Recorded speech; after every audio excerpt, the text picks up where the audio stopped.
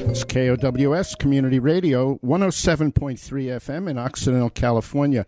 On the telephone from Amagansett, Long Island, New York, we have Carl Safina. Good afternoon.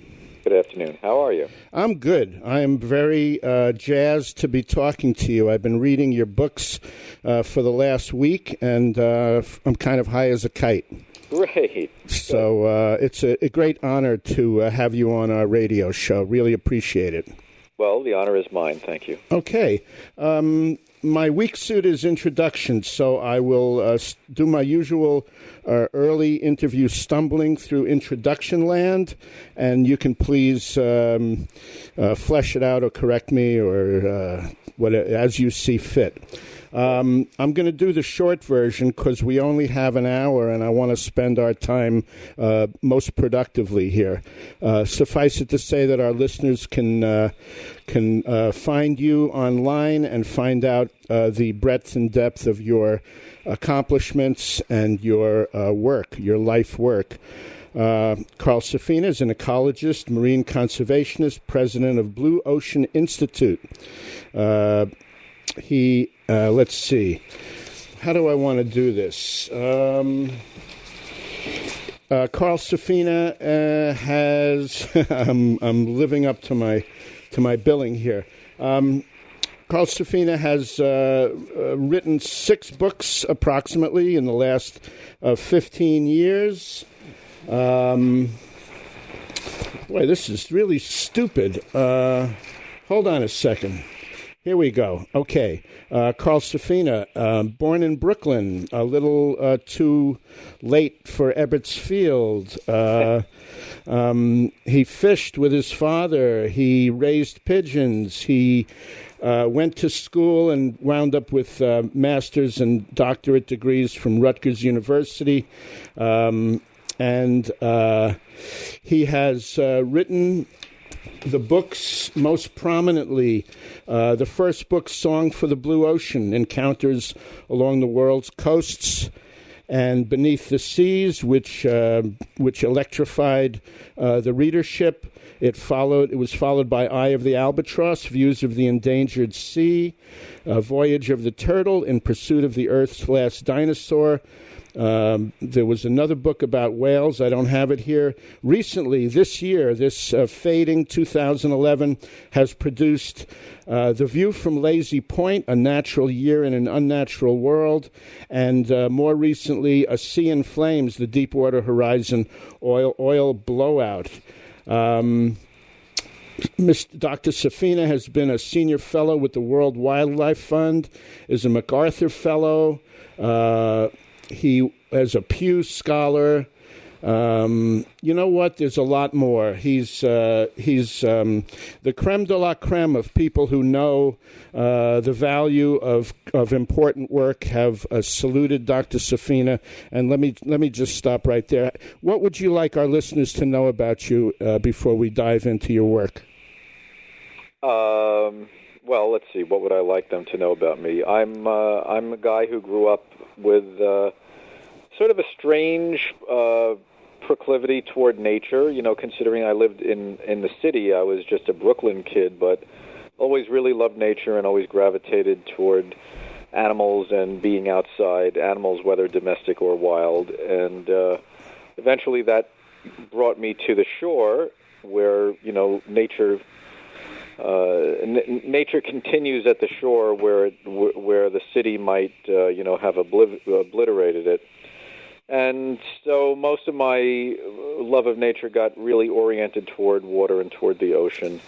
I studied seabirds for about 10 years, and then I got very involved in fishing policy and ocean policy, trying to enact laws and regulations to help save the fish and allow these terribly depleted populations to rebuild. And more recently, in the last number of years, I've been thinking and writing a lot more about our relationship with the rest of the world, and realizing that the relationship that we have with nature is very much reflected in the relationship we have with each other. And my overall conclusion is that really nature and human dignity require each other. Yeah. You can't have human dignity without nature, and you can't have nature without human dignity. Right. And this is the great drama of our time right now. Yes, because the human population is continuing to grow in many places of the world, and the population has just passed 7 billion. When I was born, it was about half of that. That's an enormous change in one life, and the changes continue. So the planet is not growing, but the population of people is growing, and and that only means that the world seems to get smaller and smaller, and that the resources that we have are sliced up into smaller and smaller portions. And but they're not so small that they can't meet our needs. Well, it depends who you ask. In the U.S., many people's needs are met and exceeded. Many people are barely getting by. And in a lot of the world, people don't have, they don't have safe drinking water. They don't have access to education. They don't have enough food. They don't have enough to meet their needs. And it's one globalized world at this point to a very large extent. But it's not everybody is as lucky, let's put it that way. And a lot of places have been occupied for a much longer time. And also, of course, the rich countries reach into those countries and take from them, things like wood and that kind of thing. So take everything. Well, they take many things. Yeah, they certainly do. Yeah. Yeah. There's a lot more to your awards. You're irrespective of your fields of expertise. You're a gifted writer, and this may be the greatest aspect or the most significant aspect of your presence in our world, because you can show us and tell us and teach us things that we absolutely need to know. And you have received many prestigious literary awards, and the Utne Reader has, or Utne, I don't know how it's pronounced, has declared you one of our great visionaries. So I just want to say there's a lot more to your biography and your introduction than I butchered my way through. Yeah, I think that the greatest thing about getting an education is that you start to understand how little you know. And the things that I have learned strike me as having such crucial urgency that I would like to really share what I have found out with many people, and I've been able to travel very extensively, especially in the course of writing these books and working on a TV show that we've started doing on PBS called Saving the Ocean that has gotten me to some pretty far-flung places. That's a show that we aired 2 segments of that. It'll start mainly in the fall. But anyway, I've had the privilege and the benefit of developing a very wide personal perspective, and that's what made me originally really want to write. It's just I think it's just so important to try to get people to see and understand all the different things that are going on in the world in the way that I've been lucky enough to see them, and hopefully I understand them, pretty accurately in a way that really reflects the reality of the situation. Mm-hmm. You say that you're continually struck by how much beauty and vitality the world still holds.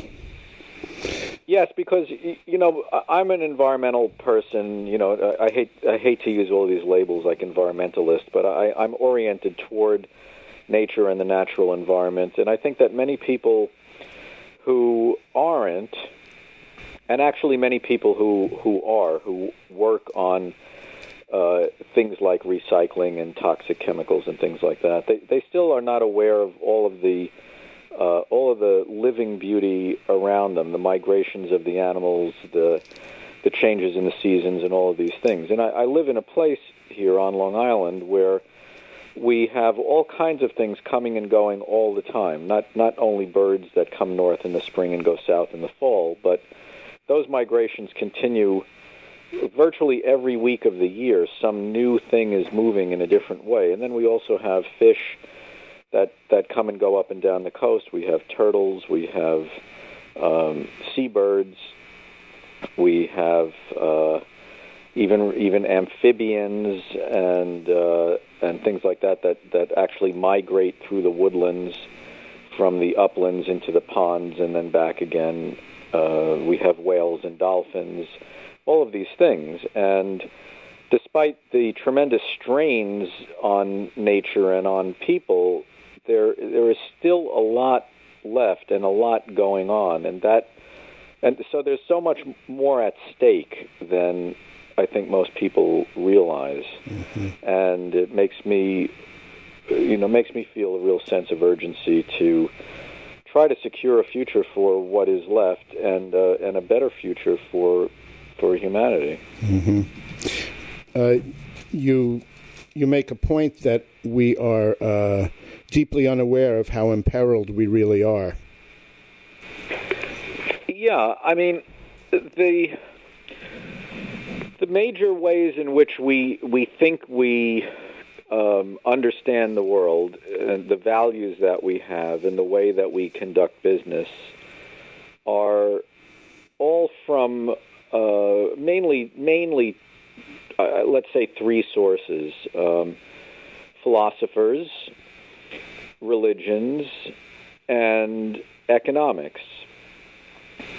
Most of what we have as the foundation for our way of thinking comes from philosophers who were alive and writing thousands of years ago or hundreds of years ago.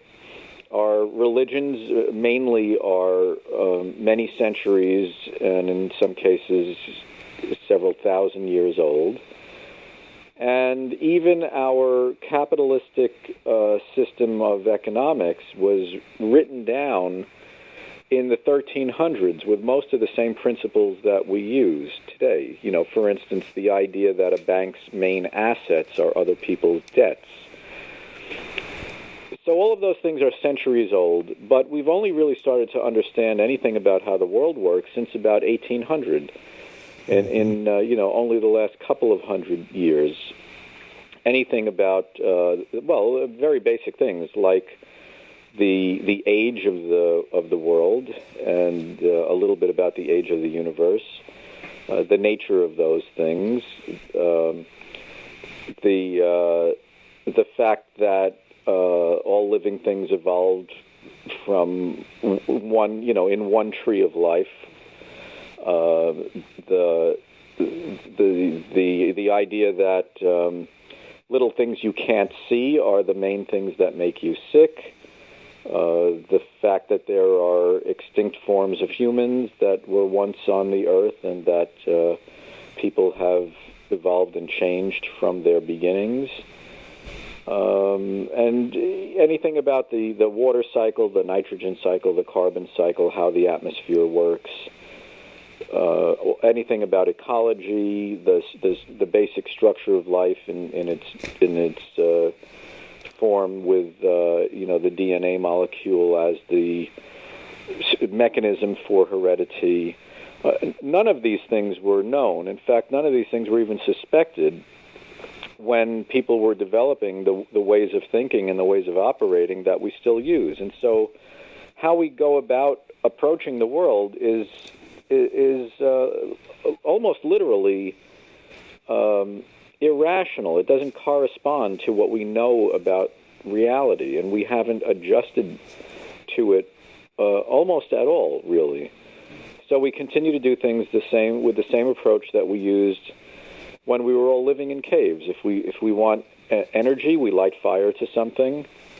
If we create a tool that we want, we take the tool home and we leave all of the mess behind for anything else to come across.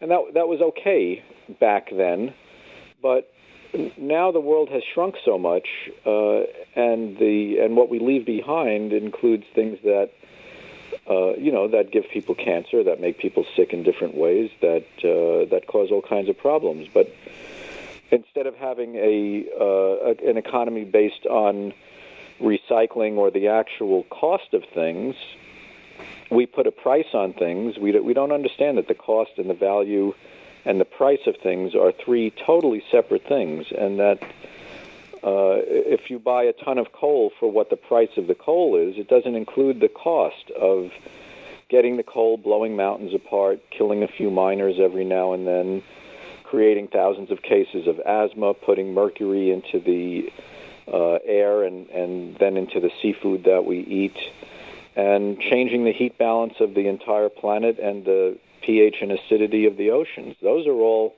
the costs of burning coal, and we say that we have to keep using coal because it's so cheap, but it's only cheap because it's got a price that doesn't at all reflect reality. Mm-hmm. We're making this conversion right now. We're making it in our intelligence, in our understanding. We're spreading this perception. We're spreading this understanding everywhere as fast as we can. Well, I think unfortunately there are other forces that are spreading a tremendous amount of misunderstanding as fast as they can, and because the misunderstanding helps make people feel comfortable by simply saying there's really not a problem, I think it only makes the problem much more acute, and that makes the chances of dealing with it much less likely and inevitably much more expensive. And I think that the sense that the United States is on a downward drift comes largely from not recognizing these realities and letting other countries surge ahead while we continue to tell ourselves stories of how we're still the best and still ahead in every way, and all of these things that were once true, but I don't think are really true any longer. And I think that if we dealt with them in a more realistic way, they would be true again. Well, that's what your work is all about. Yeah. You speak about our place in time. Our place in time, well, sure. I mean, the world is an old place, and hopefully it will continue for many eons to come.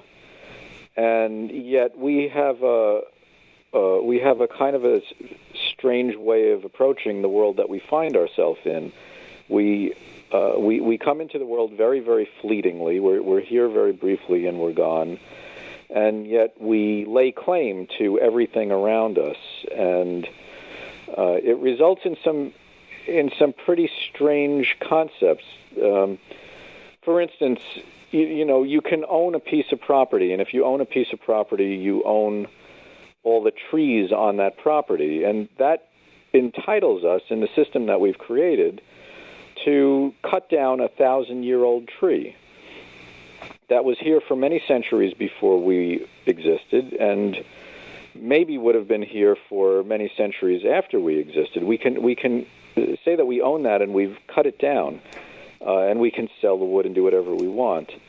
But there are other things that we approach that are also rather odd, especially in contrast to that. For instance, all the wildlife on your land is not yours. It belongs to the state you live in by law. And by federal law, the wildlife, if it happens to be birds, you cannot shoot a bird that is on your property with very, very few exceptions. So if you have a jay or a blackbird on your property, it's a federal offense to shoot it, even though 90% of the young birds die in about the first year, and even though it would only live a few years. So we say, well, you can't shoot that; it doesn't belong to you. But this 1,000-year-old tree, you can cut it down. In fact, you can cut down the whole forest if you want. And that's a very strange approach to time. And in the analogy that I've used before is it's like an infant laying claim to the entire maternity ward. You know, Dr. Safina, I sense a certain resignation in you, and it's perfectly legitimate. We're in grave peril here. We're in grave danger, and we're still half asleep. However, as I don't need to throw your own words back at you. You say things like time runs short at an accelerating pace, and you've written that we know that life's resilience makes recovery possible, and you've written that I think we could be okay, and I know that in reading this wonderful book about the Deepwater Horizon, which blew up 20 months ago today, and this book came out 8 months ago today, on this date. You know, you give us reality, or you show us reality, and that replaces all the crap that we hear, all the spinning and all the disingenuous, public relations and everything other than just the simple reality. What happened? And you share with us your process of going through your own rage and frustration at this horrendous event, and how, as the months unfolded, there was more intelligence and more understanding, and that you came to a more realistic position in terms of, rather than be very simplistic about whose fault is it or how did this happen. We've gained a lot of understanding about why this happened and what we can do now, to hopefully never have it happen again. There's an editorial in this morning's New York Times, Lessons of the Deepwater Horizon, and it's kind of an ordinary, piece about how we're sorry and everybody's sorry and all this kind of stuff. But there's a deeper message here that I got from reading A Sea in Flames. You educated me about the Deepwater Horizon event, but with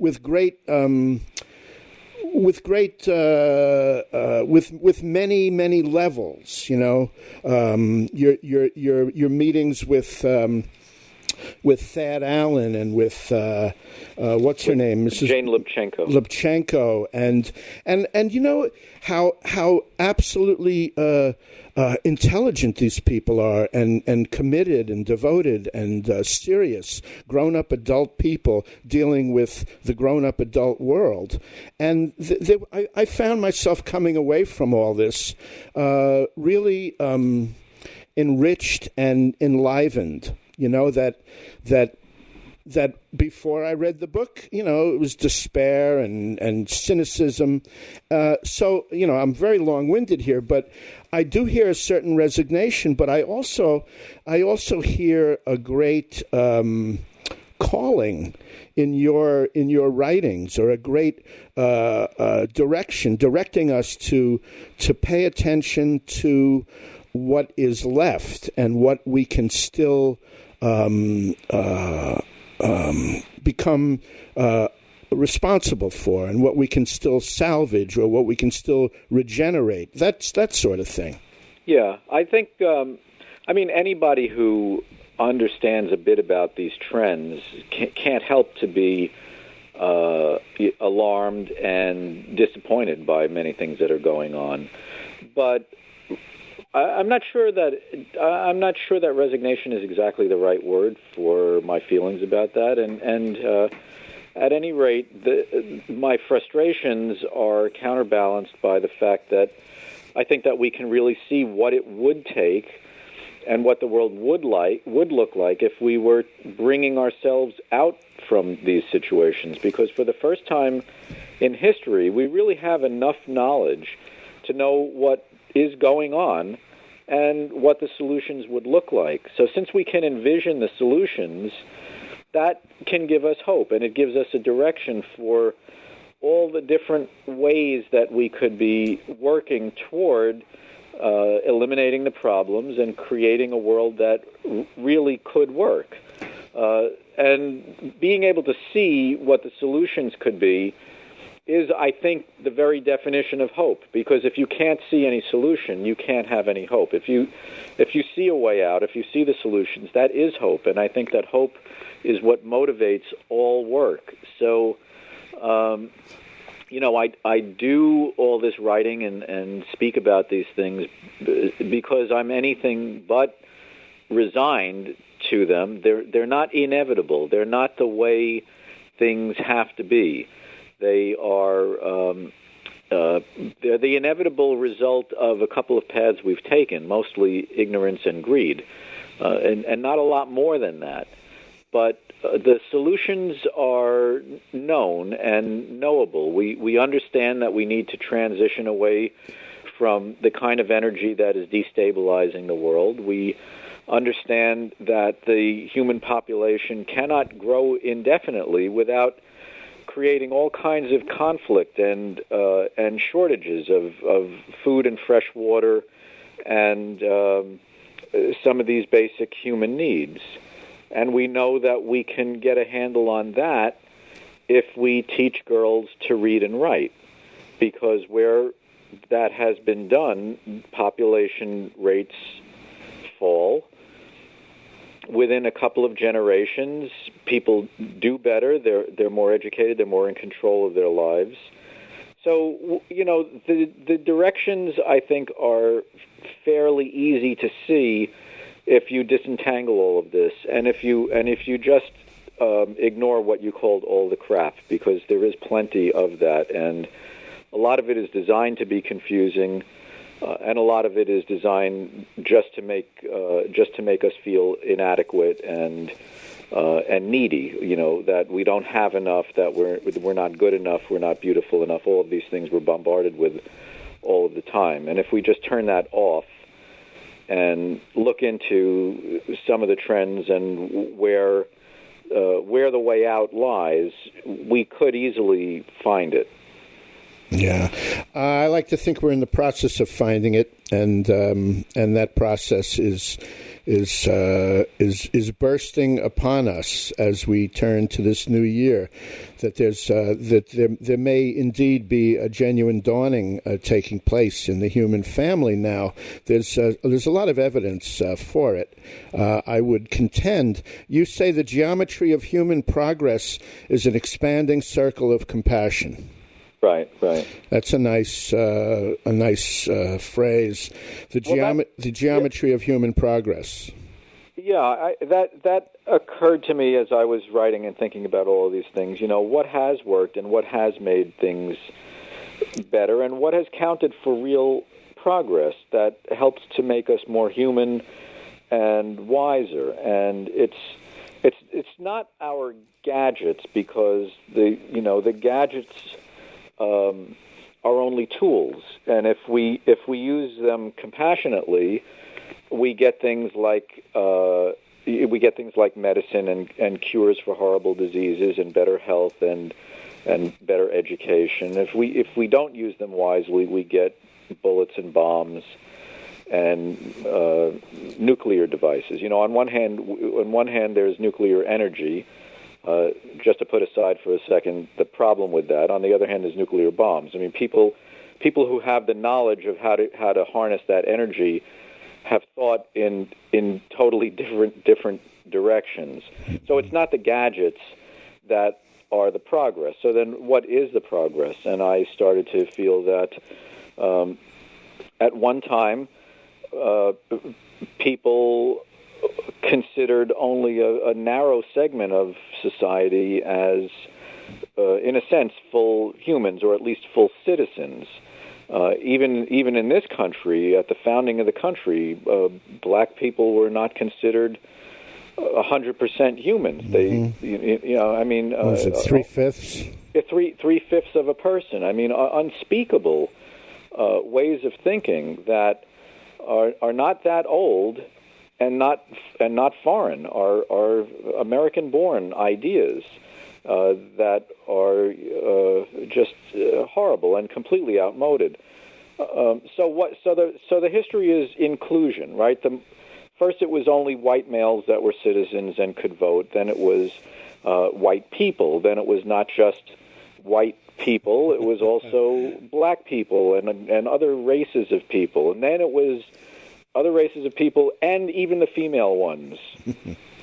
And now, currently, we have this hang-up about gay people. Should they be allowed to do this? Should they be allowed to do that? I mean, we don't really learn the principles very well. But eventually, as we see, we're getting some progress on even that. So the more people are included, the more humanity really progresses, and the more we erect these dividing lines, the more we pervert ourselves, really, and create horrible periods in our history where one type of person tries to exterminate another type of person and creates havoc and chaos that reverberates down through generations. We're still living in the aftermath of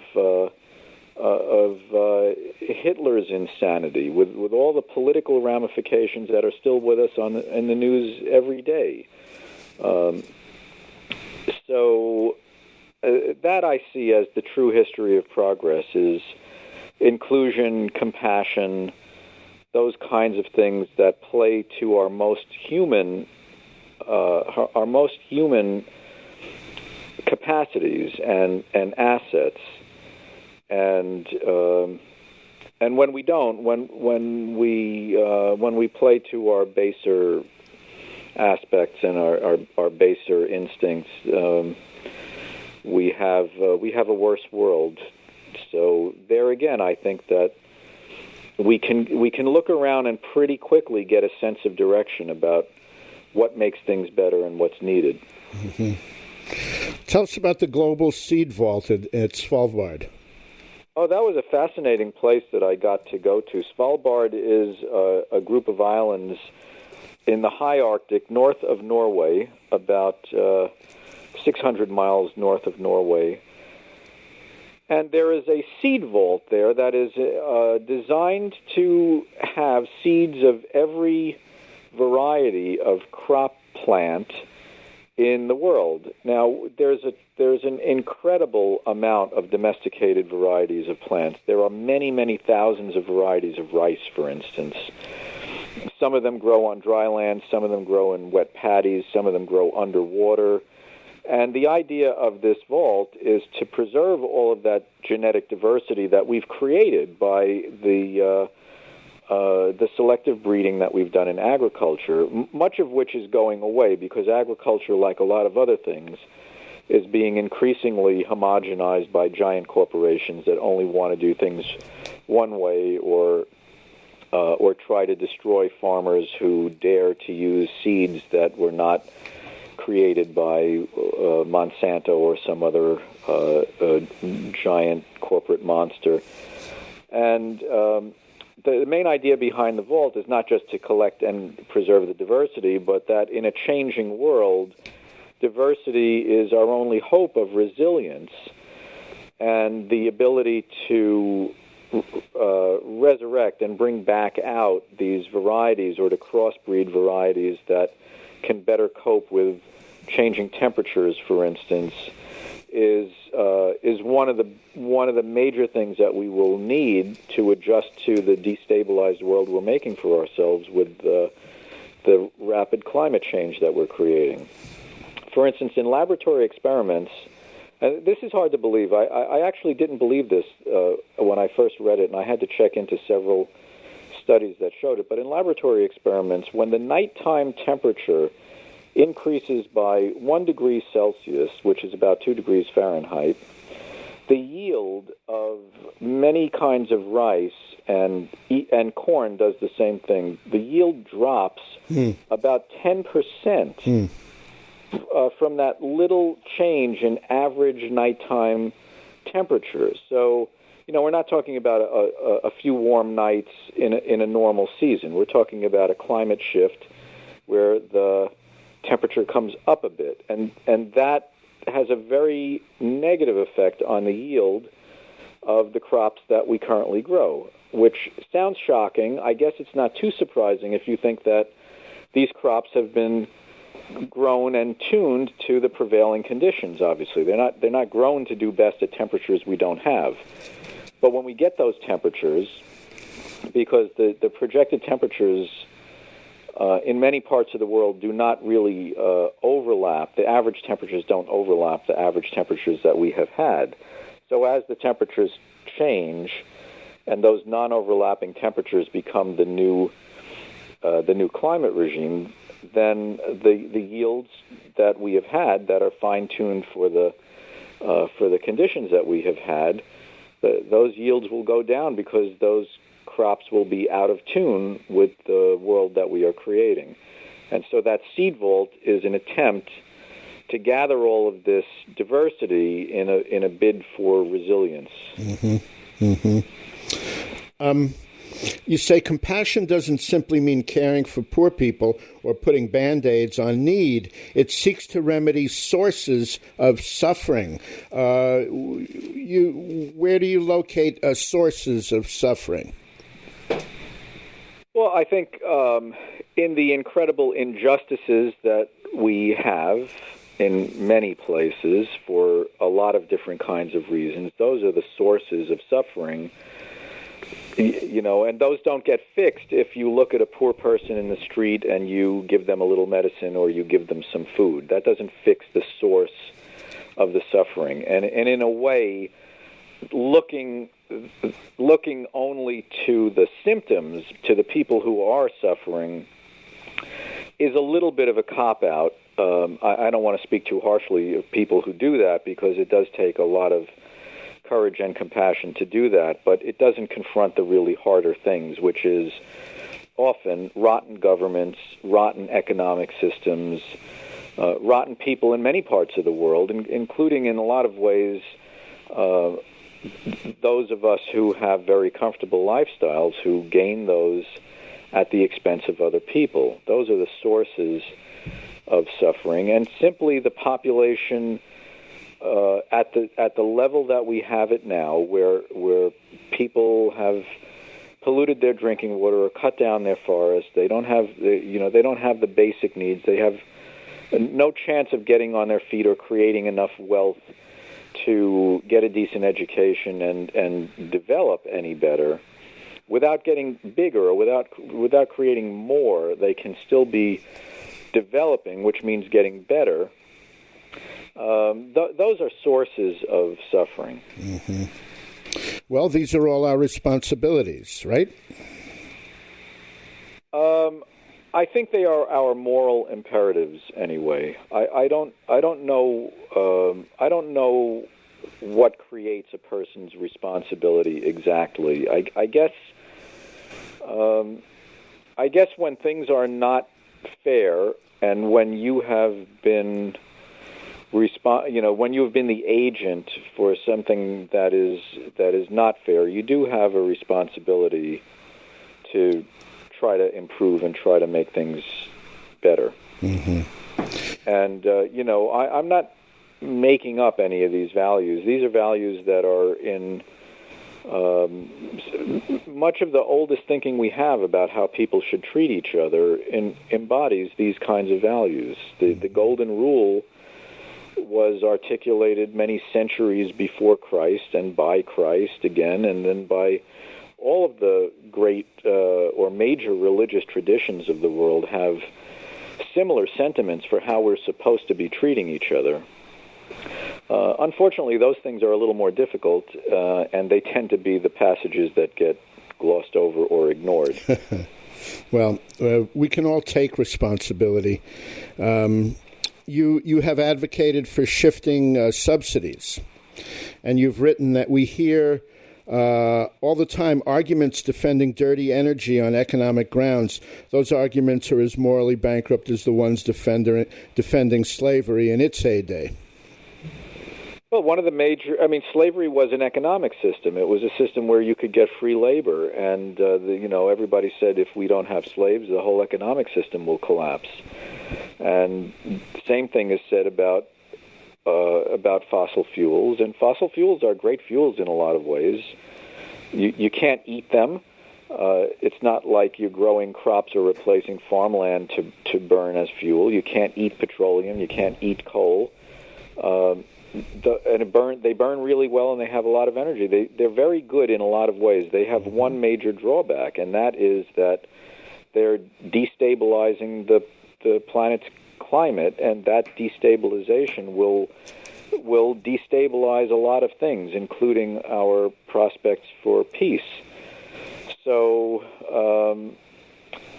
I think that the idea that we have to have a system that depends on something that ultimately hurts everybody's interest on economic grounds is not true.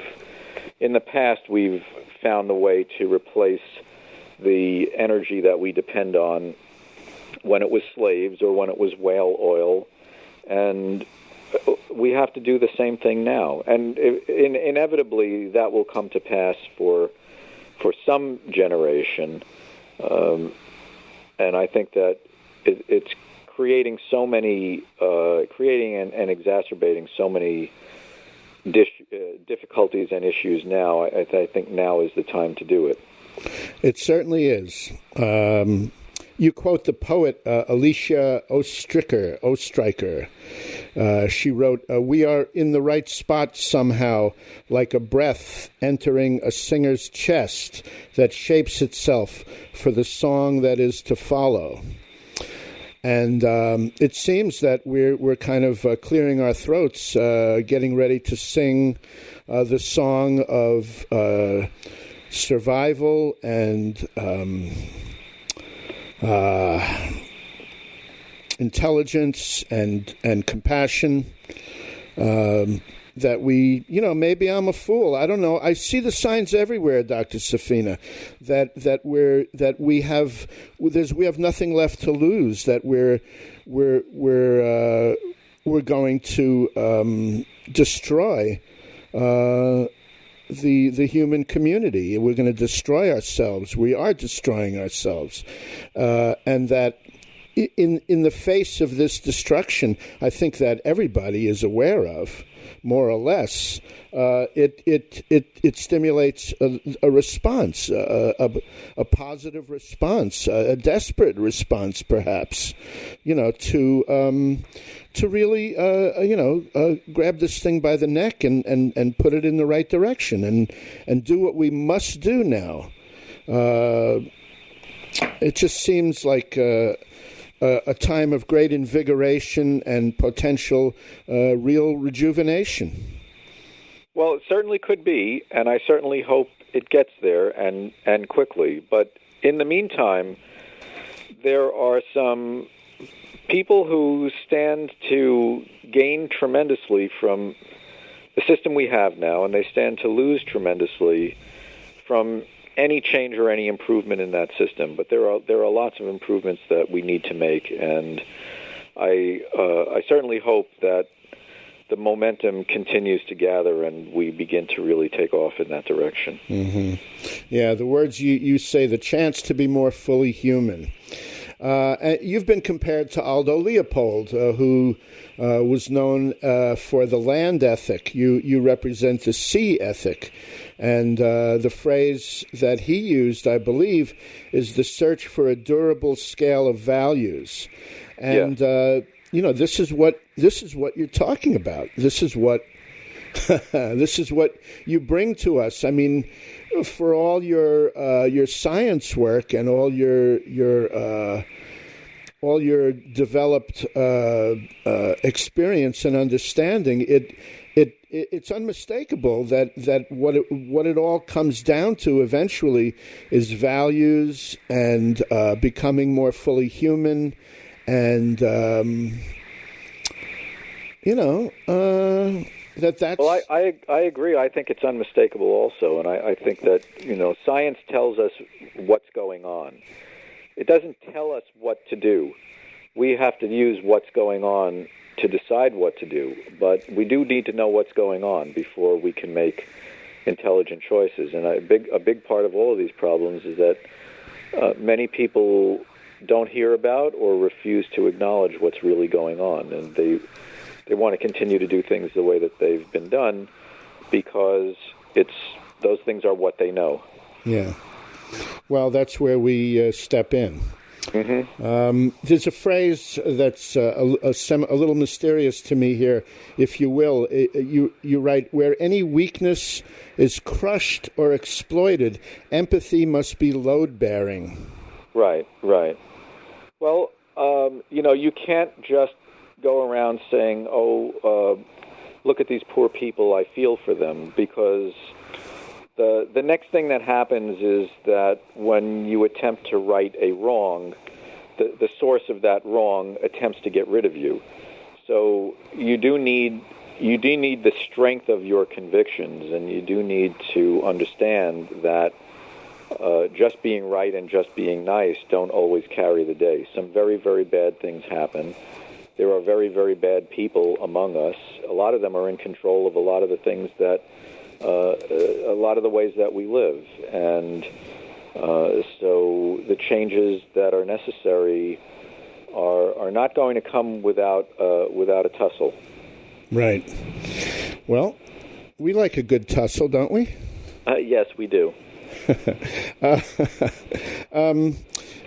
We just have a few minutes. I wish we had more. The Macondo well, the Deepwater Horizon blew because of bad decisions. The blowout preventer, because essentially the laws and the budgets for cleanups were based on tanker spills. Well, that has to do with the cleanup. The blowout itself. I mean, I think the most horrible thing about the blowout is that the blowout itself was really caused by a series of very, very bad judgments that were all based on doing the riskier of two things instead of the safer. And when they saw a problem, when they saw evidence for a problem, the day it blew out, they decided to ignore the evidence and act as though things were okay. Mm-hmm. And on top of that, there were mechanical failures that then followed. But it wasn't just like you have a well-maintained piece of equipment and, oh, God, suddenly it breaks. It was a series of things where people continued to choose the wrong way because of the macho approach to things, or they were in a hurry, they were under a lot of pressure, they were spending too much money, it was over budget, and it was late. And all of those forces went against what they should have been doing, which is at any expense and at every step, play it safe, because there was a tremendous amount at stake. Right. Dr. Safina, we're just about done. I didn't get to half of my notes. Perhaps you'd be willing to come back another time and do another hour with me. There are a lot of abandoned wells out there. There are thousands of abandoned wells. Yeah. That's one of the scariest things. We're not thinking ahead to that part of the problem, just like we didn't think ahead to what if a well blows out in very deep water like this. Mm-hmm. The law was designed to fight the last problem, which was tanker spills like the Exxon Valdez. That resulted in a law that was really very good as far as trying to prevent and clean up tanker spills, but failed to anticipate that the action was moving to deep water drilling. And now the total failure of attention is on the fact that there are thousands of abandoned wells that are now getting to be 30 or 40 years old. Mm-hmm. And even on land, old abandoned wells occasionally just pop. They just blow out because, the cement eventually cracks and weakens. So what are we going to do with that problem? Right. Well, the same thing we're going to do with all the other problems. I hope not. I hope we do something a lot better. No, that's what I mean. Okay. I mean the reconfiguration what of we our, need to do. Yes. Yeah, that we're going to grow up and start to take care of business, and again, dream on, Ken. But did you see in the paper today that a rig went down off the coast of Russia? Yes. Yeah. So, all right. Any last licks for the moment? I don't know. There's plenty left to cover, but most of what I have to say and what I think about is in that book, The View from Lazy Point, which came out a year ago, and is that there's a new paperback version of it, so it's cheaper and more accessible. So in a way, the conversation can continue that way. And are people reading the book? Yeah, people are reading the book. I think it's increasingly gaining some traction, and I'm very happy with the way that the new paperback design looks. Okay. It would be great if I could just give the book away to everybody, but I can only write them. I don't sell them. Right. So, it would be great if 50 times more people read these books. They're as pleasurable to read as any other literature out there, because you're a terrific writer, and that makes a big difference. It does make a big difference, and so I think there are a lot of people who have access to some of the same information I have access to, and so I spend a lot of my effort trying to make the reading be a really great experience. Well, it is. I very much enjoy your writing, your books, very, very much.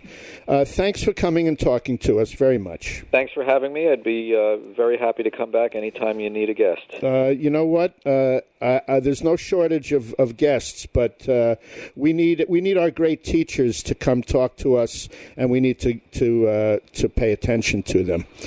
So yes, it would be wonderful if you'd come back. Thank you. Take good care. Okay, thank you very much. All right. Happy holidays and great New Year to you, and be well. Same to you. Right, bye-bye. Carl Safina in Long Island, Amagansett, Long Island, the author of The View from Lazy Point. And it reads, it's as pleasurable to read. It's wonderful. This stuff is wonderful. So, I tell people Carl Safina is going to be on the show. No one ever heard of him. You know what I mean when I say no one. And I bungled the damn introduction like I always do, or like I frequently do. This man